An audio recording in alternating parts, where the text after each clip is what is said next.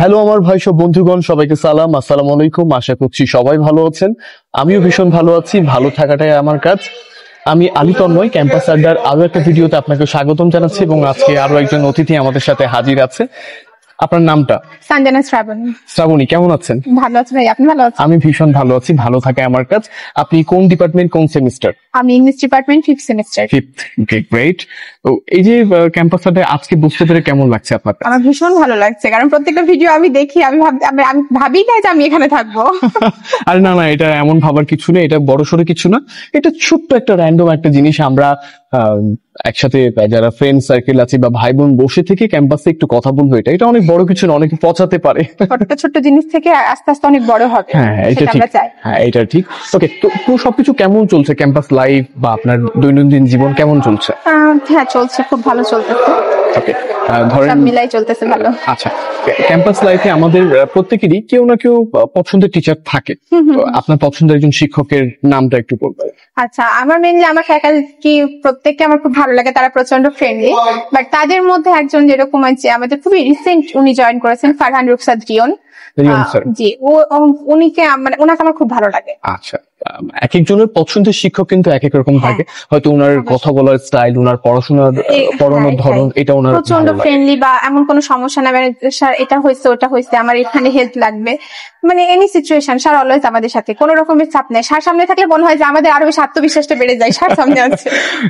আচ্ছা, এক একজনের ধরনটা এক এক রকম, সেটাই বললাম। ওকে, তো আপনি পড়াশোনার পাশাপাশি আর কি কি করেন? আমি শুনেছি আপনি অনেক বই পড়েন, এরকম কিছু? আমি বই পড়তে খুবই পছন্দ করি, এটা আমার খুবই পছন্দের একটা কাজ। একাডেমিকটা পড়তে ভালো লাগে না, নন একাডেমিক গুলোই ভালো লাগে। এটা সবার ক্ষেত্রেই। আপনার এই যাবৎ কতগুলো বই পড়া হয়েছে মনে আছে কি? অনেক। আমার খুবই পছন্দের লেখক হচ্ছে হুমায়ুন আহমেদ, তো উনার প্রচুর বই আমি পড়েছি। এছাড়া রবীন্দ্রনাথ, সমরেশ মজুমদার, বিভূতিভূষণ, প্রত্যেকের বই আমার পড়া হয়। ওনাদের বইগুলো পড়তে খুব ভালো লাগে। আর আমার যেহেতু আমি পড়তেছি ইংলিশে, তো সারাদিন ইংলিশের মধ্যে থাকা হয়, এই জন্য আর নন একাডেমিকের সময় তখন ইংলিশের দিকে যায় তার ইচ্ছা করে না, মানে যেগুলো একটু পড়ি। আচ্ছা, বুঝতে পেরেছি। তাহলে এমন কিছু কোনো বই আছে কি যে বইটা আমাদের অডিয়েন্সদের পড়া উচিত, এমন কোনো বই? আচ্ছা, আমি যেহেতু মেয়ে, সেই মেয়ে হিসেবে আমি একটা সাজেস্ট করতে পারি যে সাতকাহনটা আমার মনে হয় যে প্রত্যেকটা মেয়েরই পড়া উচিত। সাতকাহন এটাতে এমন কি আছে? আমাদের জীবনে অনেক ওঠা পড়া আছে, তাই না? যে অনেক সময় দেখা যায় যে ব্যক্তিগত লাইফে বা ফ্যামিলির লাইফ থেকে বা যে কোনো জায়গা থেকে আমাদের অনেক কিছু টানা পড়ে না, বা আমি যেখানে যেতে চাচ্ছি বা আমি মন থেকে যেটা চাচ্ছি সেটা হলো না, সেটা আমার থেকে চলে গেল। তো ওই বইটাতে কি আছে যে আমি চিন্তা করতেছি একটা ওয়েতে, কিন্তু ওই বইটাতে দেখা যায় যে তোমার জন্য একটা ওয়ে অফ হয়ে গেলে কি হবে, তোমার জন্য আরো 2-3টা ওয়ে আছে, তুমি ওখানে ট্রাই করতে পারো। তো এই জন্য আমার কাছে মনে হয় যে ওই বইটা প্রত্যেকটা মেয়ের পড়া উচিত, খুবই মানে খুব ভালো কাজ দেয় আর কি মেয়েদের জন্য। তাহলে একটা চমৎকার বইয়ের সাজেশন উনি দিয়েছে। আর একটা কথা আমার মনে পড়লো, কথাটা হচ্ছে আমাদের এই ভিডিওটা সবাই তো দেখে, এমন অনেক আপু আছে বা মেয়ে আছে যারা তাদের একাডেমিক পড়াশোনা খুব বেশি দূর এগিয়ে নিয়ে যেতে পারে না। আমি ওনাকে হয়তো বা এখানে দেখে বলছে যে আপু তো ওনার লাইফে উনি এগিয়ে আছে, বা উনি ভার্সিটি লাইফে উনি পড়াশোনা শেষের দিকে প্রায় এরকম কথা ভাবতে পারে। তাদেরকে বলবো যে একাডেমিক পড়াশোনায় যে আপনার লাইফে সব এমনটা না। উনি কিন্তু একাডেমিকের বাইরে অনেক বই পড়ে কিন্তু ওনার যথেষ্ট, ওনার জ্ঞানের পরিধি অনেক বেশি। আমি মনে করি উনি যেহেতু বই পড়লে অনেক জ্ঞান বাড়ে ভাই, বিশ্বাস করেন। আমার বই পড়ার অভিজ্ঞতাটা, মানে বই পড়ার অভ্যাসটা খুবই কম, একদমই কম। তবে আমি বুঝি যে বই পড়লে কিছু একটা আপনার মাথায় আসবে। তো সেটা নিয়ে কেউ পিছিয়ে থাকবেন না যে একাডেমিক পড়াশোনা আপনার থেমে গেছে, আপনি অন্য বইগুলো পড়বেন, আমার মনে হয় কাজে দিবে। আপনি শুরুটা করতেই পারেন ওনার সাজেশনে যে বইটা সাতকাহন, এই বইটা দিয়ে।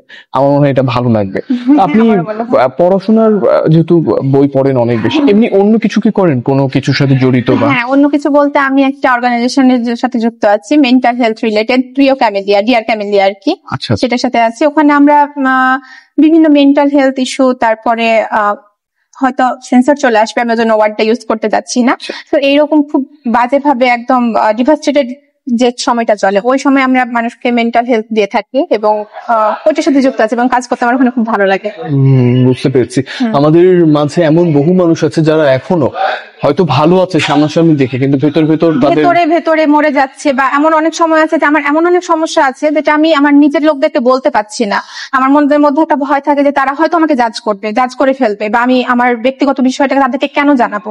তো এখানে আমরা একদম পুরোটাই নন জাজমেন্টাল। আপনি আসেন, আপনি বলেন, আমরা সবসময় আপনার সাথে আছি। আপনার চিন্তাধারাটা আমরা চেঞ্জ করে ফেলবো। ওকে, আপনি তাহলে একটু আপনাদের সাথে মানে সেই আপনার অফিসের সাথে কন্ট্যাক্ট কিভাবে করবে সেটা একটু আচ্ছা, বলে এটা হচ্ছে দেবেন। আমাদের ফেসবুক পেজ জিআর ক্যামেলিয়া, ওটা সার্চ দিলেই চলে আসবে। একটু ধীরে এবং পরিষ্কার করে ডিআর ক্যামেলিয়া, DEAR ক্যামেলিয়া। তো ওইটাই, আর ওখানে প্রসেসটা উপরে লেখানোই আছে আর কি, যে যদি আপনারা ফোনে কথা বলতে চান বা কোনো কিছু চান, জাস্ট একটা পোস্ট দিলেই হবে, এবং আপনার নামটা কখনো সেখানে প্রকাশ করা হবে না, সেটা পুরোটাই হাইড থাকবে, অ্যানোনিমাস থাকবে। এবং আমাদের তরফ থেকে, এবং আমরা আরেকটা জিনিস, আমরা কিন্তু এমন না যে আমাদের জাস্ট ইচ্ছা হলো আর আমরা ওখানে গিয়ে এখানে জয়েন করে ফেললাম, তেমন না। আমাদের প্রত্যেকেরই ট্রেনিং নেয়াই আছে, তো সেখান থেকে আমরা হেল্পটা করি আর কি। এটার সাথে যুক্ত।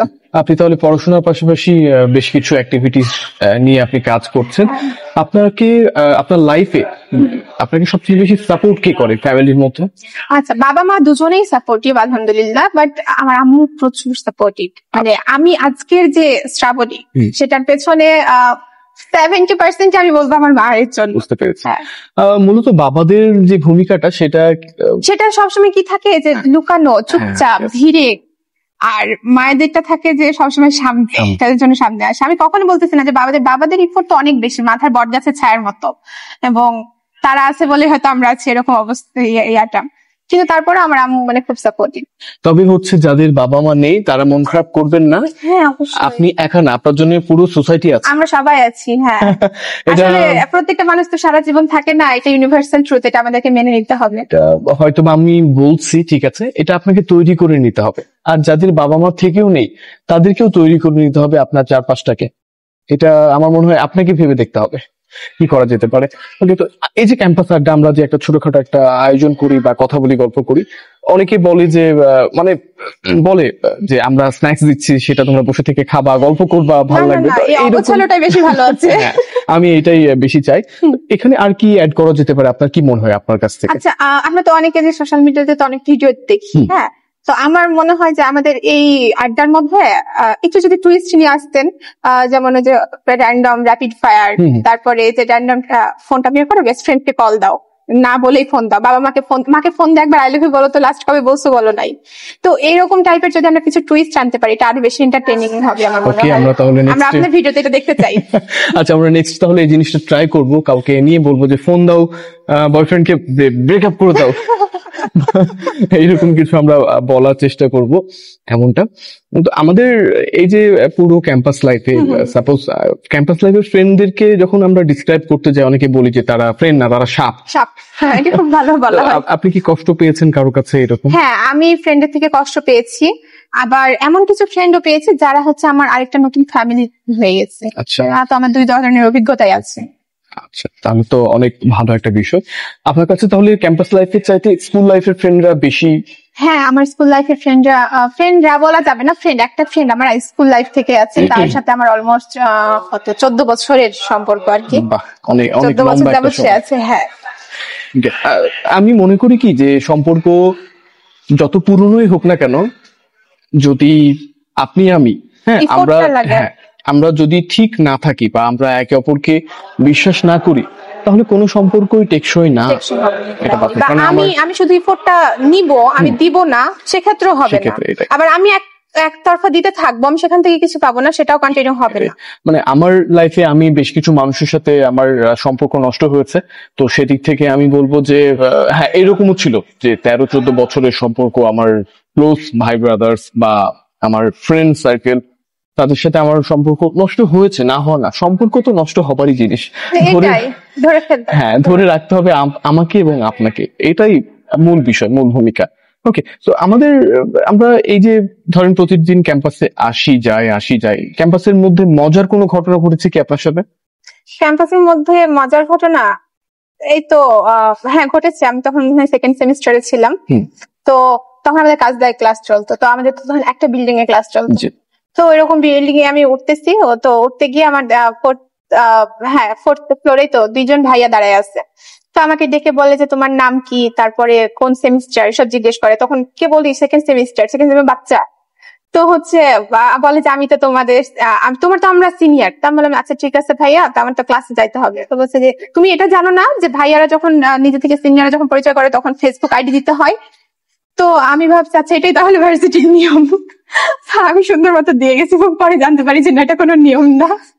এটা আচ্ছা আচ্ছা, হ্যাঁ, এই এটাই নিয়মের funny কথা ছিল। শুনে একটা কথা মনে পড়লো।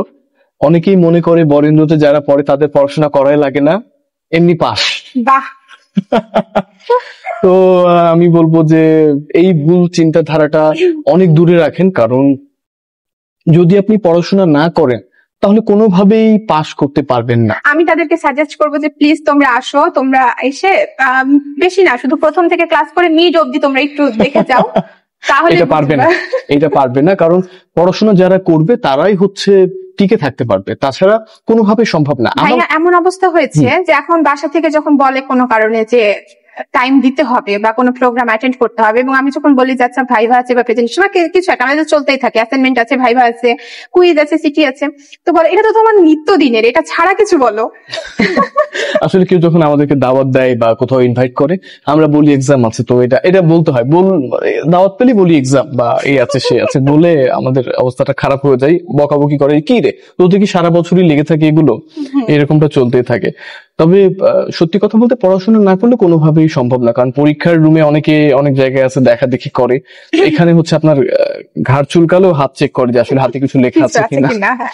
এটা খুব ভয়ানক একটা বিষয় যে যারা পড়াশোনা করে তারা এই বিষয়টা গায়ে লাগায় না, এটা আসল কথা। তো যাকে আমরা আমাদের আজকের ক্যাম্পাস আড্ডার এই ভিডিওটা আর খুব বেশি বড় করব না, আমরা শেষ করে দিব। আপনি কি অডিয়েন্সের উদ্দেশ্যে কিছু বলতে চান? কি বলতে চাই, তোমরা বরেন্দ্র ইউনিভার্সিটিতে আসো, আমাদের ক্যাম্পাস ঘুরে দেখো, আর এইভাবে বলো না প্লিজ আমাদের পড়াশোনা করতে হয় না, আমাদের কষ্ট হয়। হ্যাঁ সত্যি তাই। তবে এই যে পুরো আয়োজনটা জুড়ে আপনি কি আপনার নেক্সটে কোনো ফ্রেন্ডকে দেখতে চান? কোন ফ্রেন্ডকে? না আসলে আপনি যাকে নিয়ে আসবেন, আমি একজনের নাম বলে মন ভাঙতে যাচ্ছি না। বুঝতে পেরেছি, ঠিক আছে। তো অডিয়েন্সদের উদ্দেশ্যে আমি বলছি, নেক্সটে আপনি আপনার কোন বন্ধুটিকে অথবা বান্ধবীকে দেখতে চান ক্যাম্পাস আড্ডার এই ভিডিওটিতে, অবশ্যই তাকে মেনশন করে দিবেন। আমার মনে হয় আমি চেষ্টা করব তাকে নিয়ে আসার এখানে। ওকে, তো ভালো থাকাটাই হোক আপনার কাজ, আমরা একটা টাটা দিয়ে দিই। টাটা। বাই।